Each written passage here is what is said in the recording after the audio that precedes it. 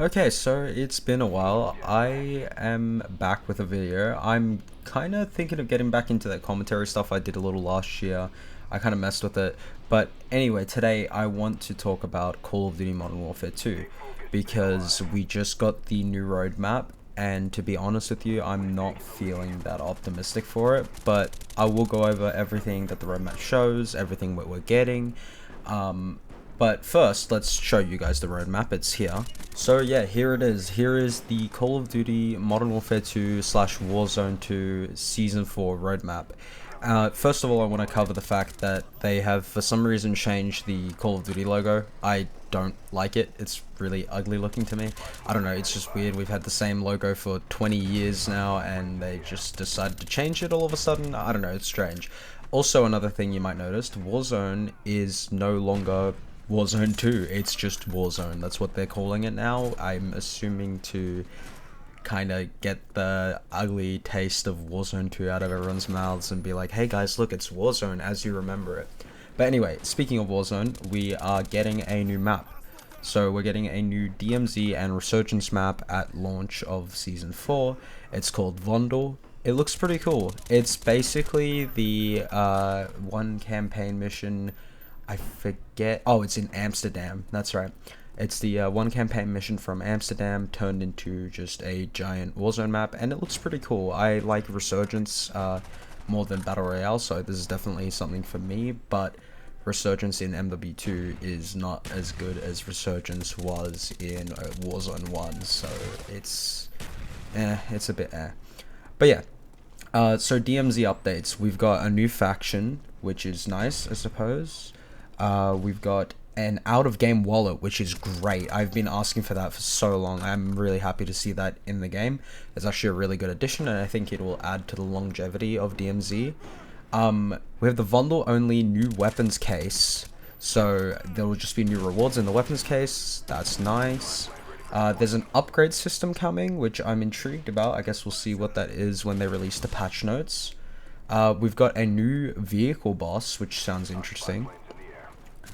Faction reputation, which we don't really know exactly how that's going to work, but it is an interesting feature, and I think it sounds pretty cool. Honestly, I like the more like RPG elements they're integrating into DMZ.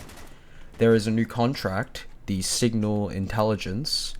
I have no idea how that'll play, but we'll see. And then there's urgent missions, which I assume are just more DMZ missions. I'm not too sure exactly what those are. As for the gameplay features, we've got a new vehicle, the Tactical Amphibious Vehicle. So I think it's like a car that can also like function as a boat, so you can take it into the water, which is pretty cool. And it works for the map. There's a lot of like water laneways that you'll be able to take that in, and I think that'll work really well. We've got the new public event, the high stakes event, and basically there's just going to be like care packages that drop in the map that give you double XP. And I think the coolest thing about this is if you have a double XP token enabled, it'll actually give you quadruple XP, which I think they should take that mentality and bring it over to when they do double XP weekends. I think that would be a really good idea, but they haven't done that, but I hope they do. I think that'd be great. We've also got the Reinforcement Flare, which I believe is you use that field upgrade and it will revive a random teammate who is dead, so you don't have to buy them back. We've got a dynamic fog system, which I think is just for DMZ, but maybe it's for Warzone as well, I'm not sure. And then the last thing is the new limited time mode, which is called Lockdown, which is basically just hardpoint within a Warzone environment on a squad of 4. As for Modern Warfare 2, the content we're getting in that game, so we're getting Showdown from COD 4. Pretty cool, like I like that map. I'm still disappointed we don't have any MW2 remasters, but apparently they're holding that off for MW3 later this year, which is weird. You'd think they'd put it in the game called MW2, especially if the maps are going to carry over to the next game. I don't really know why they're not just putting them in this game.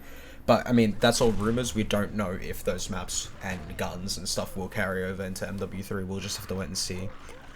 We've got another map, which is Kunstenaar District? Kunstenaar District? I don't know how to pronounce that. I have no idea.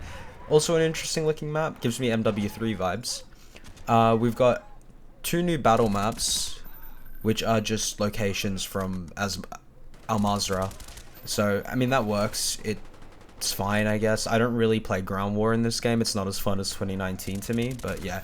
We're also getting 2 new gunfight maps, which is nice as well. Nothing too much to talk about there, though. As for modes, we're only getting 2, and they're not really new modes. They're just modes that already existed with larger player counts. So we've got 12v12 Search and Destroy and 12v12 Prisoner Rescue, which, sure, they'll be fun. There's new blueprints in Gunfight. It's not really new content, but okay. Okay, as for weapons, operators, and more, we've got 3 new weapons. We've got the Tempest Razorback Assault Rifle, which is a bullpup. It looks interesting. I'm excited to see how that plays. And we have the ISO 45, aka the ISO from MWII 2019, which I did actually enjoy that gun, so I'm happy to see that gun back. And then we've got the Tonfa melee weapon, which look like... I don't know if you actually use 2 of them, but if you do, they might be kind of like Kali sticks, but there's 2 in the image here, so you might use both of them. As for the rest of the stuff, it's all paid stuff. It is new operators. Nikto is in the battle pass. Ana Vega is in a bundle. Black Cell, of course, which we're getting new Black Cell skins, which it's alright, I guess. I actually don't hate the Black Cell system. I do get why people don't like it, but I think the skins you get are pretty cool, and even though it is $30, you do get like a lot of skins, so you know, it's kind of okay. I don't know, it's still a bit expensive. And we're getting a new event, the Assault on Vondel event, so that'll be interesting. And then of course new bundles, which I'm sure everyone cares about. Like, everyone comes to COD for the bundles, right? We don't actually want content. But yeah, all of this is set to launch on June 14, and to be honest, I don't really know how to feel about it, because I don't know, MW2 has... I've kind of had like Stockholm syndrome with this game. I don't know how to explain it. Like, I'll come back to it and I'll really enjoy it, and then I'll hate it, and then I'll enjoy it, and then I'll hate it, I'll enjoy it, I hate it. Yeah, I don't know about this game. It's just something about it just keeps turning me off of it, but then something keeps bringing me back. Maybe it's just the fact that there's not really any other games giving us what COD is giving us, even if they're not giving us really anything. At the end of the day, there's not really another COD, you know? But that's why I play the old COD games, even if Activision have been hitting them with cease and desists with the custom clients that everyone has up. But Plutonium's still okay, so hopefully that stays around.